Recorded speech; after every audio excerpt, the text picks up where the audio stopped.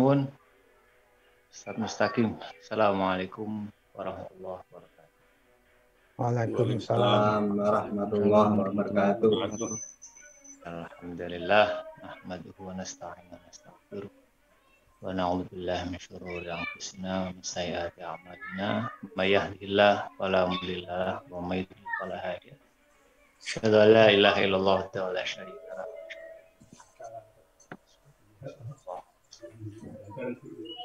Yang kami hormati inisiator kegiatan malam hari ini, Syekhuna Ustaz Mustaqim.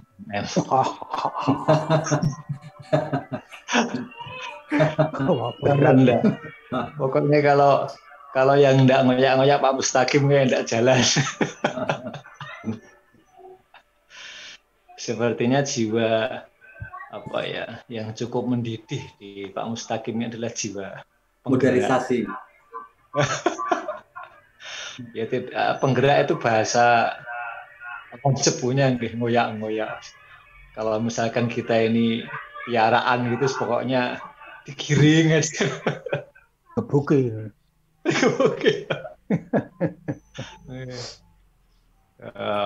Bapak-bapak yang bergabung di secara struktural Peduli Muhammadiyah ini kan kayak LSM Mas. Ini adalah gerakan-gerakan kultural Muhammadiyah. Ya tentu juga kepada bapak yang lain yang saat ini ikut serta di media ini dan ibu-ibu baik yang saat ini berada di pimpinan struktural Muhammadiyah, dan saya yakin insya Allah masing-masing ya masih menjadi anggota struktural Muhammadiyah lah, paling tidak di ranting. Masih menjadi anggota struktural Muhammadiyah. Masih anggota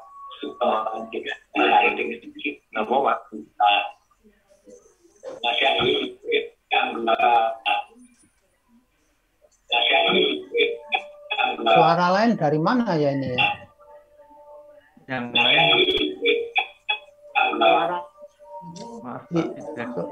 suara lain di off kan gitu nanti. Di unmute, yang lain mohon di mute aja. Ya, di unmute aja lah kita semua. Oh, bergerak.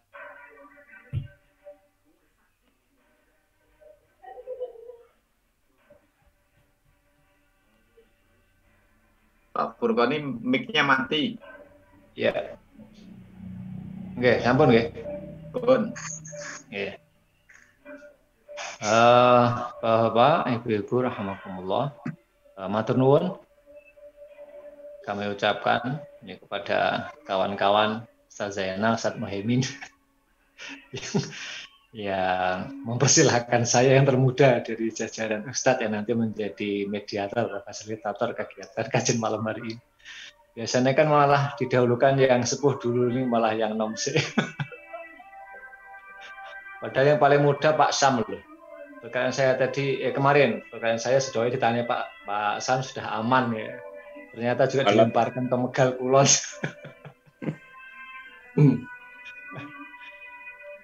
Gak hanya mengawali dan sekaligus kami sampaikan, nah insya Allah referensi yang kebetulan diamanahkan ke kami, Pak Sam sendiri juga sudah mengupayakan untuk mencari buku At-Tanwir yang dari berbagai macam toko ataupun sumber online, tapi di mana-mana kebetulan lagi kosong Pak Mus. Kemarin saya juga sempat nanya ke Mas Naufal Solo, toko amanah yang di Ngeruki itu juga masih kosong, kemudian dia nanya temannya yang lain juga masih kosong. Dan nanti setelah ini, insya Allah besoklah kami coba untuk kami gandakan referensi ini, nanti saya atur ke Pak Muhaimin sama Ustadz Muhaimin sama Ustadz Zainal. Dan insya Allah sudah kita bagi, dan sekaligus ini kami sampaikan ke bapak-bapak, bahwa ibu-ibu, kajian Rebu malam hari ini nanti bergantian. Setiap Rebunya, kalau sekarang kami mendapat tugas terlebih dahulu, tentu Rebu berikutnya Ustaz Zainal atau Ustaz Muhaimin, dan berkesinambungan. Di setiap pekannya punya punya batasan ayat ataupun surat. Karena mengawali kajian malam hari ini dari surat Al-Fatihah, maka nanti di pekan berikutnya akan disambung dengan surat Al-Baqarah, dan nanti berikutnya bisa jadi Al-Baqarah yang panjang nanti kita bagi menjadi beberapa bagian, karena di At-Tanwir ini setelah kami buka-buka ada bagian di Al-Baqarah itu ada bagian pertama, ada bagian kedua, dan kemungkinan di buku yang kedua juga ada bagian yang ketiga. Moga-moga ini menjadi media untuk meringankan ustadznya. Bapak rahimakumullah, terlebih dahulu untuk mengenal buku tafsir At-Tanwir ini. Jadi pendahuluan dari tafsir At-Tanwir ini untuk persepsi sebelum masuk ke tafsir di dalamnya, ada keinginan-keinginan yang memang berangkat dari warga Muhammadiyah.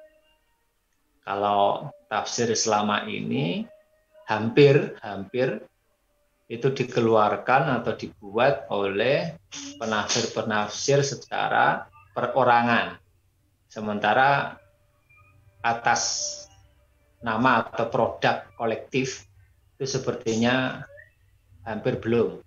Nah, kemudian ada keinginan, dan itu sekaligus menjadi suguhan bacaan bagi warga Muhammadiyah, maka dihadirkanlah tafsir At-Tanwir yang di tahun berapa ini merupakan kumpulan yang menjadi salah satu program di Majelis Tarjih dan Tasdid PP Muhammadiyah.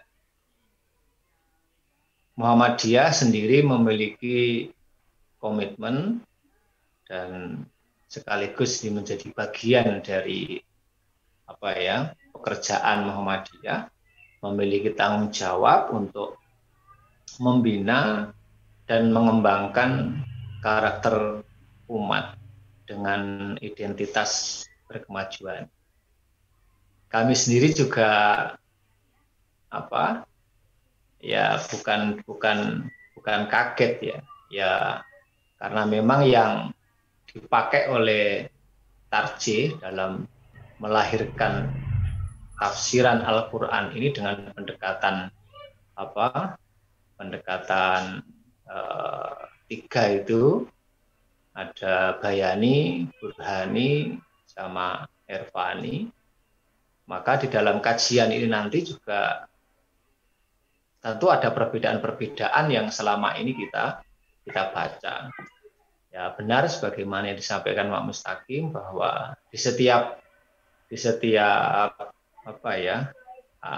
komunitas atau wilayah atau waktu itu akan melahirkan penafsiran yang memiliki identitas tersendiri. Kalau mulai 1912 sampai 2000 sekian, Muhammadiyah kebetulan belum memiliki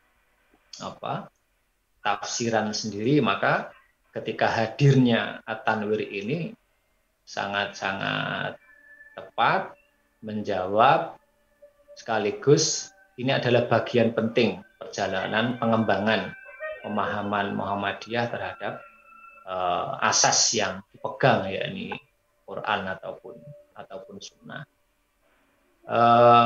Dalam menafsirkan Al-Quran tentu juga terikat dengan situasi, lingkungan, kondisi, waktu di mana penafsir itu sedang berada atau tatkala hidup.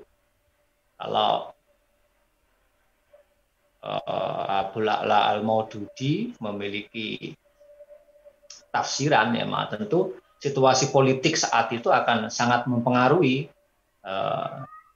rumusan yang dilahirkan oleh beliau. Begitu halnya dengan tafsiran yang di At-Tanwir ini pun juga tentu identitasnya juga nggak lepas. Salah satunya adalah, dan ini sekaligus menjadi karakter tafsir At-Tanwir ini, itu ada 3 yang kami catat. Yang pertama adalah sebagai responsivitas. Jadi ada ciri responsif. Apa-apa yang berkembang itu persoalannya kemudian ditangkap atau diambil dari asas-asas sumber Islam, yakni Quran, kemudian disampaikan melahirkan penafsiran yang kontekstual. Kemudian yang kedua adalah membangkitkan dinamika. Jadi harapannya bahwa tafsiran-tafsiran yang dimunculkan ini adalah memberi motivasi, semangat untuk berkreasi, berbuat. Sekaligus ini menjadi arah yang tepat bagi Persyarikatan Muhammadiyah karena merupakan pergerakan. Jadi sifat tafsirannya pun juga mengikuti dari ciri pergerakan Persyarikatan Muhammadiyah. Kemudian yang ketiga itu adalah membangun atau membangkitkan etos. Jadi membangun diri, kemudian mengejar dari ketertinggalan-ketertinggalan yang selama ini dianggap umat Islam ini betul-betul jauh dari kemajuan segalanya ini dengan nama lain peradaban. Ya harapannya tafsiran-tafsiran yang klasik tempo dulu sebagian diambil oleh At-Tanwir, ya kemudian secara kontekstual dijabarkan dengan fenomena yang sedang muncul. Bapak-bapak, Ibu rahimakumullah, sengaja dinamakan tafsir At-Tanwir karena istilah At-Tanwir ini berasal dari kata nawwaro yunawiru tanwiron. Kata-kata nawwaro yunawiru itu akar katanya nanti kita mendapati nurun. Nah, nurun itu cahaya. Lah, tengahnya mendapat tambahan tasdid menjadi nawwaro yunawiru tanwir. Jadi nur itu cahaya, terang. Lah kemudian tanwir itu diartikan dengan pencerahan. Nah, diharapkan setelah hadirnya tafsiran ini tentu si pembaca itu menjadi pribadi yang tercerahkan. Nah, ini menjadi beban Pak Mus. Jangan-jangan fasilitator kados kula dan teman-teman ini nanti beda. Tidak malah membuat yang mendengar itu tercerahkan, malah terjemukan atau tersuntukan nih karena capek terus udah ngantuk. Kan khawatir. Apalagi ini buku At-Tanwir ini, kitabnya ini di mana-mana sudah habis nggak tersedia. Wah, kayaknya fasilitator di Cepu kurang menarik, moco dewi ya silakan, itu lebih baik. Ya mudahnya kajian Rebu malam hari ini itu kan sudah ada referensi jelas. Jadi fasilitator itu tinggal merujuk, tidak ngarang-ngarang gitu.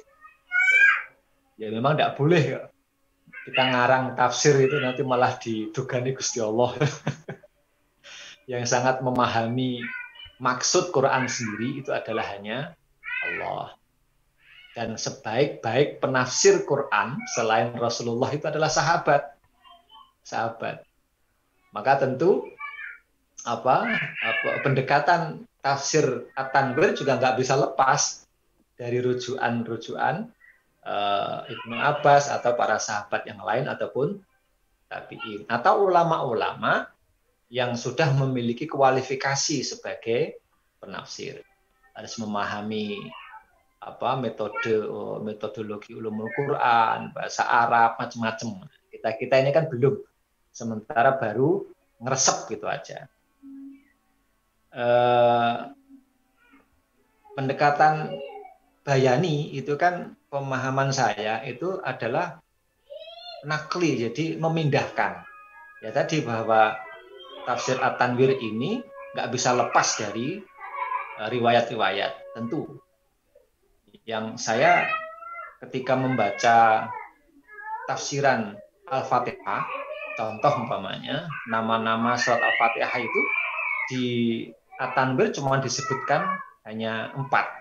Sementara kalau penafsir yang pribadi perorangan itu ada yang menyebutkan 7, ada yang menyebutkan lebih dari itu. Memang tergantung versi penafsirnya.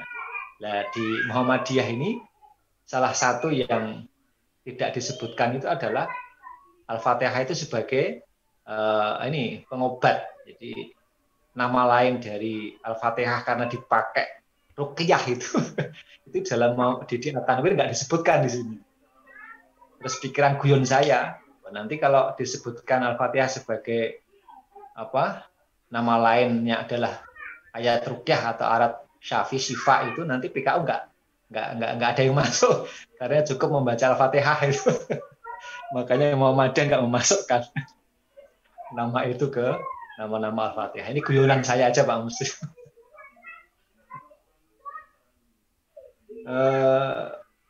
Ini pengantar yang kami sampaikan terlebih dahulu, dan berikutnya sebagaimana yang diharapkan oleh inisiator kajian malam hari ini, beliau yang terhormat Ustadz Mustaqim. Nanti insya Allah kita berupaya untuk menyiapkan yang pertama adalah pendekatan bahasa, kosakata terutama. Kemudian yang kedua adalah tafsiran, tentu tunggal, hanya merujuk ke isi pemikiran dari kitab At-Tanwir. Kalau ada pengungkapan pemahaman yang lain, itu menjadi pengkayaan atau perbandingan gitu saja. Dan insya Allah juga itu akan memperkaya pemahaman kita terhadap tafsir ini. Sebelum masuk ke Al-Fatihah, Ibu rahimahumullah, sedikit kami beri pendahuluan terkait dengan membaca Al-Quran. Di dalam Quran itu jelas sebelum kita membaca Al-Quran ini diperintahkan untuk membaca ta'awudz. Ya memang di dalam kajian atau di urutan tafsiran beberapa penafsir itu adalah sebelum mengkaji Al-Fatihah biasanya itu didahului dengan tafsiran ta'awudz. Ya kebetulan di At-Tanwir ini tidak. Ya hanya sekedar untuk tahu bahwa karena diperintah Al-Quran, sebelum dibaca Al-Quran, maka berta'awudz. Nah, kalimat-kalimat ta'awudz ini banyak. Ya sudah kita mengenal satu saja. A'udzubillahi minasyaitonirrajim. Nah ini setelah membaca ta'awudz, ini langsung membaca Qur'annya. Membaca basmalah itu juga nggak apa-apa. Hanya saja perintah sebelum membaca Quran itu adalah membaca ta'awudz. Nah sekarang hukum membaca ta'awudz itu apa? Wajibkah atau tidak? Ya melihat dari ayat memang al-amru lil wujub. Jadi perintah itu mengandung pengertian untuk dilakukan, wajib. Tetapi, nah gini ada riwayat yang sempat kami baca, kami ketahui bahwa turunnya Quran surat Al-Kautsar, Inna a'tayna kal kautsar. Jadi tatkala Rasulullah itu ditanya oleh sahabat, Rasulullah terlihat saat itu nampak senyum.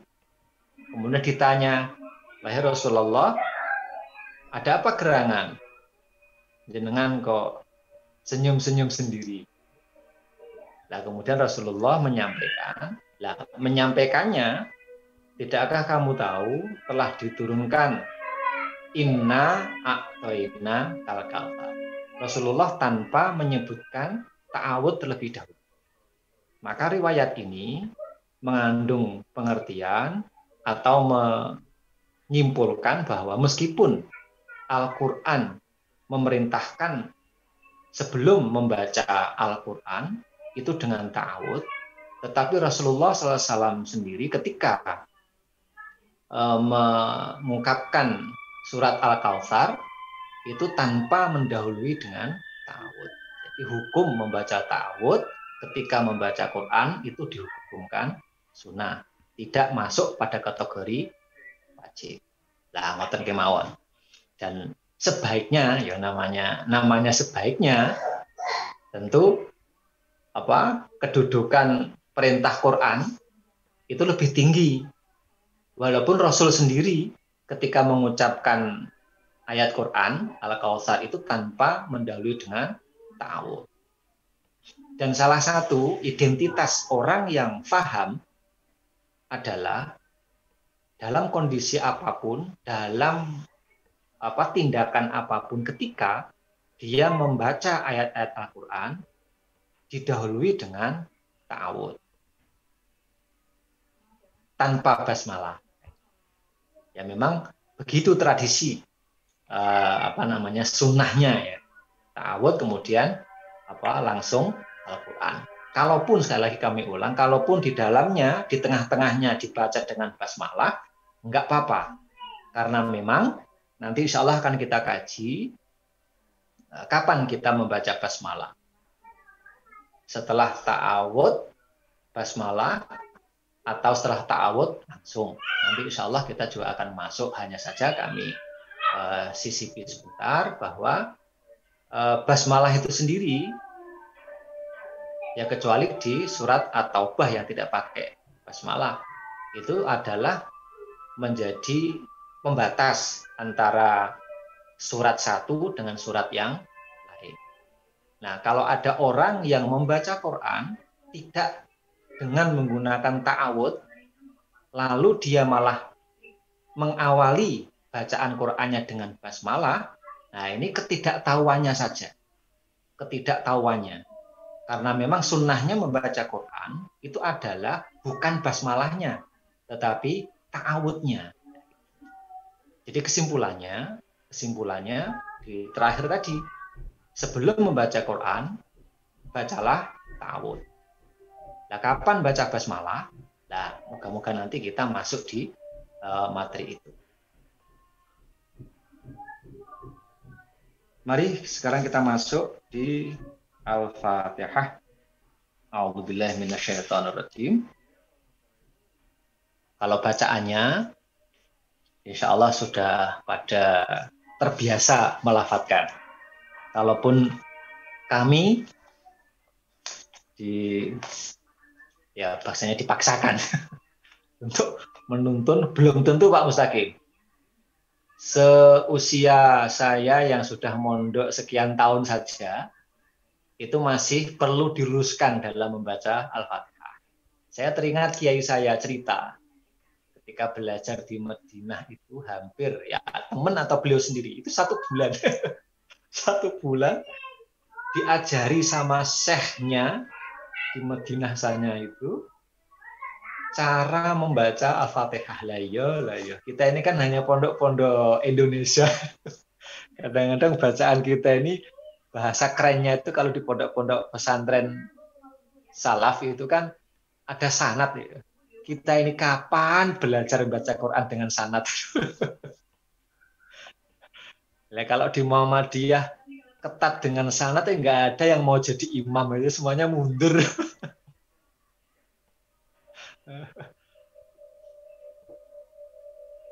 Walaupun pernah kami sama Ustaz Zainal sama-sama di Libya yang daurah Pak Mustaqim 4 bulanan lebih, lumayan. Dia paling tidak nggak terlalu awam lah dengan bacaan Al-Fatihah. Kemudian belajar di pondok yang paling tidak ya sedikit-sedikit, nggak terlalu, maaf ya, nggak terlalu bahasanya kalau fasih banget mungkin enggak, sanad ya mungkin masih jauh ya, pokoknya enak-enak didengar gitu oleh orang-orang umum gitu aja lah. Al-Fatihah dan bacaan-bacaan Quran memang dari berbagai macam qori atau pembaca itu, terutama Al-Fatihah itu sangat ketat sekali, sangat ketat. Mulai dari ilmu-ilmu cara membunyikan hurufnya, makhrajnya, ataupun berhenti tidaknya, kemudian izhar dengungnya, itu ada sebagian pembaca-pembaca yang sangat ketat. Ya alhamdulillah di Muhammadiyah itu ya karena mungkin kebutuhan ya. Tadi saya sampaikan karena kebutuhan. Muhammadiyah itu banyak masjid, banyak musola, tapi sayangnya tidak diikuti dengan memperbanyak tenaga imamnya atau khotibnya. Jika kadang-kadang kebingungan. itu yang akhirnya jadi imam itu ya udur-uduran gitu. Apalagi hukum sholat jamaah bagi Muhammadiyah itu kan hanya tidak beranjak ke tidak beranjak ke hukum fardu ain gitu. Jadi hanya sunnah muakkadah, sunnah yang diakad. Apalagi masa pandemi seperti ini Pak Mustaqim. Jadi banyak masjid-masjid dan musola Muhammadiyah yang tidak diisi oleh pimpinan Muhammadiyahnya, termasuk juga pimpinan rantingnya, ya, karena kondisi seperti ini. Ya kalau begitu maka kebutuhan imam itu ya siapapun yang berada di masjid. Memang beliaunya sholat sendirian sama yang muadzinnya. A'udzubillahi minasyaitonirrajim. Bismillahirrahmanirrahim. Saya baca terlebih dahulu. Alhamdulillahirabbil alamin. Ar-Rahmanir-Rahim. Maliki yaumiddin. Iyyaka na'budu wa iyyaka nasta'in. Ihdinas siratal mustaqim. Siratal ladzina an'amta 'alaihim ghairil maghdubi 'alaihim waladdallin. Terlebih dahulu di At-Tanwir ini mengenalkan dulu. Nanti sebelum bacaannya Pak Mustaqim ini mengenalkan Al-Fatihah dulu. Jadi Al-Fatihah ini merupakan pembuka surat, dan surat Al-Fatihah ini adalah surat Makkiyah yang pengertiannya surat yang diturunkan sebelum hijrah ke Madinah. Nah, di At-Tanwir ini disampaikan bahwa keutamaan Al-Fatihah ini disebutkan di dalam salah satu hadisnya itu adalah Al-Fatihah itu merupakan surat yang agung dan Al-Quran. Jadi disebutkan secara khusus Al-Fatihah dan Al-Quran. Kalau Al-Quran itu berarti Al-Fatihahnya itu sendiri dan surat-surat yang lain. Istimewanya Al-Fatihah itu disebutkan sendiri di situ. Tidak masuk kalimat Al-Qur'annya. Jadi Al-Fatihah dan Al-Qur'an itu disebut oleh Rasulullah sebagai surat yang agung. Al-Fatihah sendiri itu juga keutamaannya merupakan hal yang tidak boleh ditinggalkan dalam sholat, sehingga dimasukkan dalam rukun sholat. Terus jumlah ayat, nah ini jumlah ayat nanti ini akan masuk pada penafsiran. Karena memang ada yang berpendapat, dan ini merupakan mayoritas, bahwa jumlah Al-Fatihah itu adalah 7. Dan Al-Fatihah itu dimulai dari Bismillah. Walaupun ada yang berpendapat bahwa Bismillah itu tidak masuk pada surat Al-Fatihah. Termasuk ketika perbincangan soal jumlah ayat ini, nanti perbincangan tentang membacanya dalam sholat. Apakah dibaca terang, atau jelas, atau dibaca pelan-pelan. Kalau umpamanya dibaca di sholat-sholat yang terang, kalau memang dia bagian dari Al-Fatihah, ya tentu dibaca jahar. Tapi ternyata logikanya tidak begitu. Karena Rasul sendiri mengajarkan bahwa dalam riwayat juga ada dibaca jelas, dibaca pelan. Kalau Kiai Gontor kami dulu, yang dulu pernah jadi rektor atau ketua IPD dulu itu Pak Subakir Ahmad, keluaran Madinah, bacaan Bismillah itu ya enggak jahar, sir, renek ngono ya, pernah nyampaikan seperti itu. Itu beliau dulu nyampaikan di kuliahnya kalau nggak salah. Jadi beliau sendiri alirannya ya aliran basmalahnya tidak dibaca dengan jahar. Tapi kalau bagi warga Muhammadiyah, dan kita sering makmum di belakang Imam Muhammadiyah itu, ya versinya dua. Ada yang dibaca, ada yang membaca jelas, ada yang membaca tidak jelas atau sir bahasanya. Nama-nama lain Al-Fatihah, Fatihah sendiri itu disebut sebagai pembuka, kemudian Ummul Kitab sebagai induknya kitab, induknya buku, karena memang di dalam Al-Fatihah itu adalah isinya, itu adalah tentang pengakuan-pengakuan, kemudian tentang keimanan, penetapan Tuhan, tentang asal-usul kehidupan, menjalani kehidupan, terus bagaimana proses kehidupan ini diikuti, kemudian juga menjelaskan bagaimana akhir kehidupan. Jadi hampir apa yang ada di Al-Quran, tuntunan-tuntunan masalah kehidupan, baik kehidupan pribadi, kelompok, keluarga, segala macam itu terkandung di dalam Al-Fatihah. Sehingga Al-Fatihah ini disebut sebagai Ummul Kitab.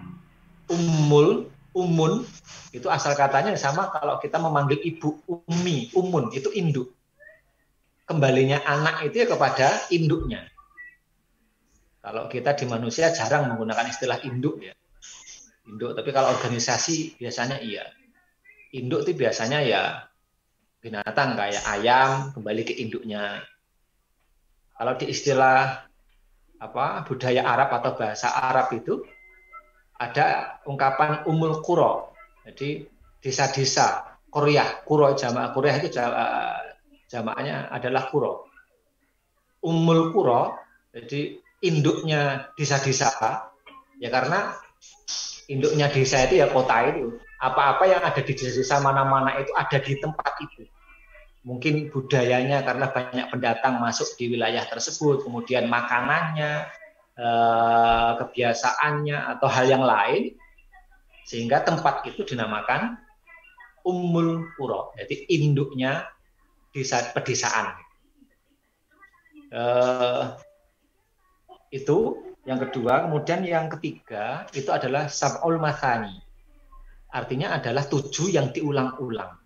Nah, ini ditafsirkan bahwa Al-Fatihah karena dibaca dalam sholat di setiap rakaat, maka sebutan Al-Fatihah itu dengan kalimat As-Sab'ul Mathani. Kemudian yang terakhir, Muhammadiyah At-Tanwir menyebutkan nama lain dari Al-Fatihah itu adalah asas. Yang memang Al-Fatihah itu adalah yang mengawali Quran, fondasi Quran. Oh ya, saya teringat itu ya, sebelum sebelum masuk ke sub yang lain terkait dengan umul kitab tadi itu, saya teringat dengan kajian politik gitu, di soal Pancasila. Ada salah satu partai kita itu kan memeras Pancasila yang 5 menjadi Trisila gitu, yang kemudian diperas lagi menjadi Ekasila. Ketika kami pas membaca Al-Fatihah itu sebagai umul kitab, teringat itu. Jadi Quran itu kan suratnya banyak, pembahasannya juga banyak. Kemudian itu ternyata induknya Al-Fatihah. Sementara Al-Fatihah alhamdulillah terdiri dari 7 ayat. Dan nanti dalam tafsiran Ar-Rahman Ar-Rahim, ya kalimat Ar-Rahman Ar-Rahim itu hampir mirip dengan Ekasila. Satu sila itu jadi 7 ayat itu isinya bila diperas itu disimpulkan itu adalah Ar-Rahman Ar-Rahim atau Bismillahirrahmanirrahim. Yes. Wa a'lam bishawab ini. Ini hanya akal-akalan Furqon Himawan. Ustadz, ini waktunya sudah jam 9 kurang 5 menit ya. Nggih. Sementara ini dulu nggih. Ya, nanti kira-kira 10 menit lagi lah kita akhiri. Monggo diteruskan. Nanti kekurangannya bisa minggu depan. Ya. Terima kasih Pak Mustaqim. Diingatkan.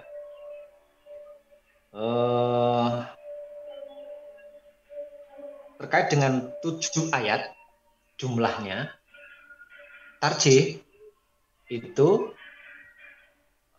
memilih rojihnya menurut pimpinan Tarjih PP Muhammadiyah bahwa lebih kuatnya itu adalah Al-Fatihah diawali dari basmalah.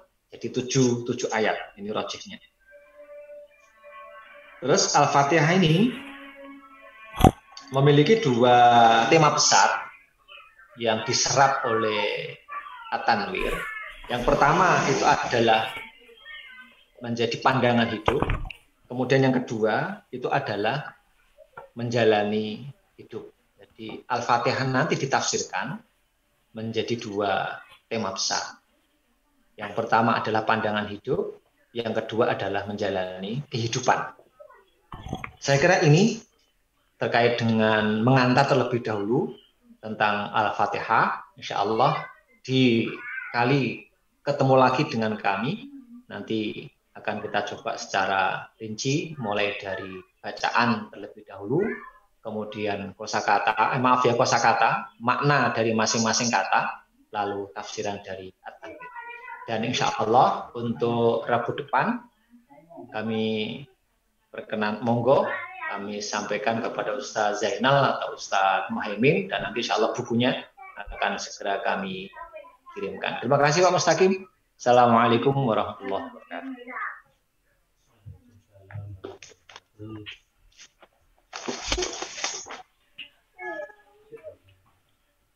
Suara Pak Mustaqim, unmute-nya Pak Mustaqim, mic-nya belum di. Okay. Ya. Waalaikumsalam warahmatullahi wabarakatuh. Ustaz, kita kayaknya pengajian berkali-kali itu kita sudah nggak pernah memperhatikan kayak gini. Tapi saya kira memang ada sesuatu yang harus kita lihat secara lebih detail.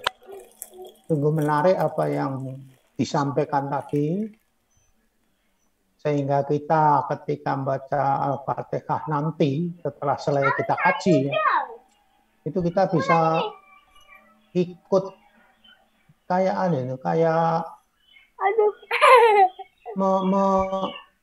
menjiwai ketika kita baca, sehingga moga-moga karena sebagai pandangan hidup menurut Ustadz tadi kelihatannya perlu kita tekuni di masa yang akan datang.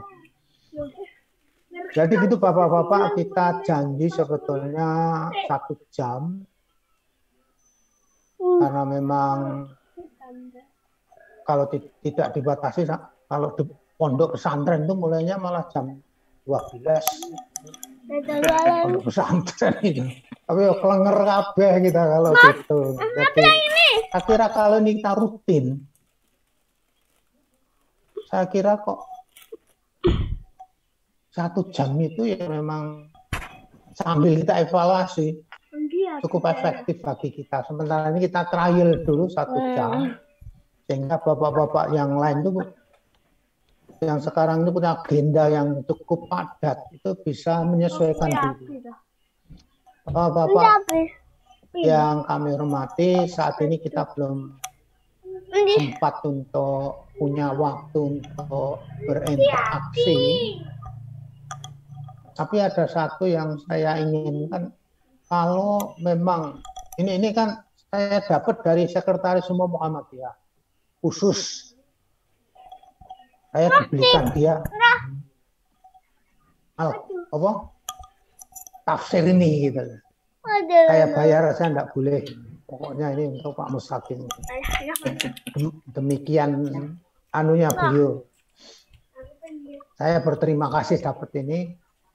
Memang tentu karena tidak ada dasar-dasar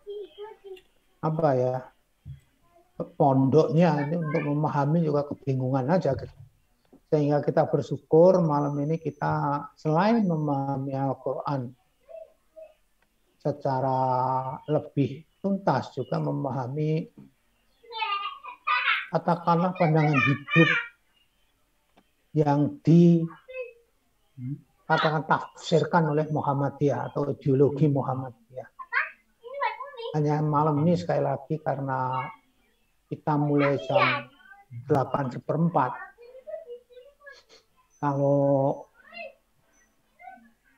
mungkin selama 5-10 menit lagi kita tutup.